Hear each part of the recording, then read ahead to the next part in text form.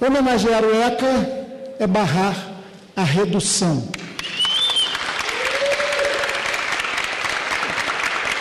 E por que isso? Há, acreditem, pontos unânimes entre todos nós aqui na Câmara dos Deputados, que, aliás, fica muito sensível à chamada opinião pública quando lhe interessa. Tinha que ser mais permanente. Tivéssemos nós dinheiro para contratar pesquisas, sugeriríamos também indagar a população se ela considera, por exemplo, que presídio recupera alguém no Brasil de hoje. É uma boa pergunta. E eu estimo que o mesmo percentual inegavelmente majoritário, que aposta na solução da redução, diria que a cadeia não ressocializa. E isso é um ponto para a nossa reflexão. Nós estamos entre aqueles que acreditam, e todos, sem exceção, não negariam isso, que se as crianças e os jovens estão nos bancos escolares, dificilmente irão para o banco dos réus, a não ser como exceção. E a exceção confirma a regra. Só que no Brasil, nós temos, daqueles entre 15 e 17 anos, nada menos do que 1.600.000 adolescentes fora da escola. Isso é grave, isso é tarefa de todos os que têm responsabilidade pública. Escolarizar com qualidade, porque no Brasil a marca da evasão e da repetência é também avassaladora. 584.000 jovens que só trabalham hoje, até antes dos 18 anos, deixaram seus estudos absolutamente inconclusos. Isso não é bom para o futuro do país. O passaporte para o futuro não é a cadeia nem a penalização, é a educação e a socialização. Nós estamos entre aqueles que achamos que temos que avançar do ardor punitivo, muito forte nessa casa, para um agir amoroso, responsável e racional.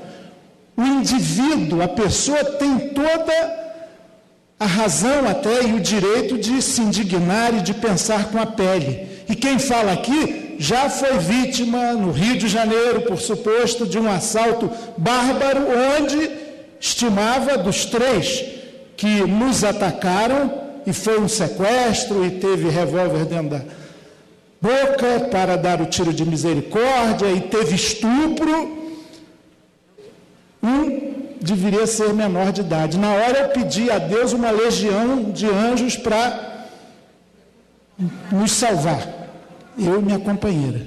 E nem Jesus pediu isso no Horto das Oliveiras, e teria se pedisse, como está nos evangelhos, mas de qualquer forma foi consumada a violência, e um deles falava o tempo todo: nós estamos fazendo com vocês, que eu falava, para que tanta violência, está tudo dominado, o que nós sofremos a vida inteira e na cadeia.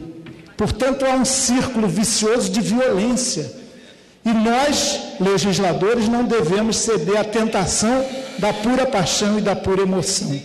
Quem é agredido desde que nasceu tende a embrutecer-se em função dessa realidade brutal. Será que não é possível entendermos isso? Todos concordamos também que os jovens e adolescentes no Brasil hoje muito mais morrem do que matam. Em matança de jovens, nós só somos superados pela Nigéria, El Salvador, Guatemala, Venezuela e Haiti. 75% desses são negros. Por que será? Será que a gente não tem capacidade de estudar um pouco a nossa história e os seus efeitos sociais hoje?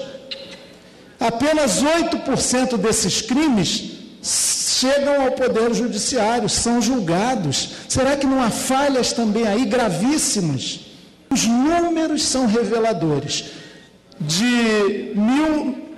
Nos últimos 25 anos, o aumento da população carcerária do Brasil foi de 575%.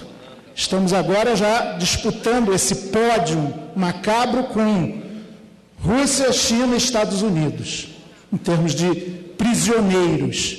E a violência diminuiu, por suposto? Não. Na última década, os registros de crimes de toda a ordem no Brasil cresceram 143,9%. São dados do IBGE, são dados do Todos pela Educação, são dados do mapa da violência. Será que eles não nos dizem nada? A reincidência dos egressos do sistema penitenciário, das masmorras, que tem que ser enfrentadas, sim. Todo prisioneiro já vive o dilema da privação da liberdade e tem que ter condições lá de se humanizar, não é o que acontece. Mas o que nós vemos? Dentro dos presídios brasileiros, mata-se 6 vezes mais do que aqui fora. É ali que nós achamos que os jovens, até 18 anos, que não estão ainda na plenitude da sua complexidade do córtex cerebral, das emoções e, portanto, da plenitude do exercício de direitos. Lembramos que o voto aos 16 anos é uma opção e nós queremos colocar a condenação como algo inscrito no Código Penal. Eu encerro, presidente. No Brasil, cumprir a lei é revolucionário. Se o nosso ECA fosse respeitado, descesse do papel para a vida, assim como o artigo 227 da nossa Constituição, que fala em prioridade absoluta para as políticas educacionais, culturais, humanas para jovens e adultos, nós estaríamos muito melhor. Vamos avançar nesse caminho. É o mais democrático, é o mais sensato, é o mais humano. Obrigado, deputado Chico Alencar.